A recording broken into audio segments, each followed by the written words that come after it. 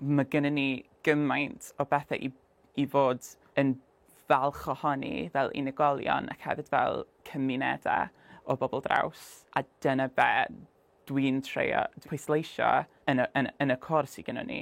Crash Wigley ydw i, a dwi'n cyfarwyddwr cantorion traws Caerdydd. So nath fi a ffrind sefydlu'r côr mis Mawr 2017 ac y reswm nath ni wneud hynna oedd i drio greu lle cadarnhaol a diogel i bobl draws dod at ein gilydd i'r ganu. Ac actually cyn dod nôl i Gaerdydd, o'n i'n byw yn yr Amerig yn Boston am flwyddyn. Tra fo fi yna, o'n i'n aelod o gôr i bobl draws. Pan des i nôl i Gaerdydd, o'n i'n meddwl sa hyn really nice cael grŵp fel hynna yn fama. Dwi'n meddwl bod yn really bwysig i bobl draws i gael llefydd lle maen nhw'n gallu cymdeithasu a gwrdd â phobl draws arall mwyn adeiladu cymuned. Dwi wastad wedi joio canu. Mae wastad wedi bod yn bwysig iawn i fi, ac dwi'n meddwl bod mae pobl yn canu pan maen nhw'n teimlo'n hollol relaxed. Dyna pan mae pobl yn canu yn y cawod, bod nhw angen lle diogel i arbrofi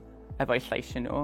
A falle bod nhw'n poeni os maen nhw yn ystyried ymuno â chor arall, y bydd y profiad bach yn llecwyth, bydd pobl yn gwneud sylwadau negyddol. Enghraifft efo fi, mae gen i llais dyfnach. Taswn i'n mynd i ymuno â chor newydd, swn i'n poeni tipyn bach ymuno â adran fel hynna, achos bod fi'n bowndo sefyll allan. Dyna pam dwi wastad wedi meddwl bod corau ar gyfer pobl traws, lle ti ddim yn gorfod poeni am dim o hynna, mor bwysig. Dwi'n meddwl bydd lot o pobl sy'n aelod o gor yn deud bod yr ochr cymdeithasol yn really pwysig hefyd. Ti'n gwrdd â phobl a gweithio fel grŵp i greu rhywbeth prydferth. Mae hynna'n deimlad amazing. Dwi'n falch bod ni yn gallu cynnal cyfle fel hynna i bobl draws hefyd. Nid jyst i allu joio canu, ond hefyd cael pob dim sy'n mynd hefo hynna. I unrhyw bobl draws ifanc sy'n gwylio, un neges pwysig sy'n ni'n dweud ydy i beidio gadael i neb wneud i ti teimlo fel dyle ti teimlo gywilydd dros dy dy hun.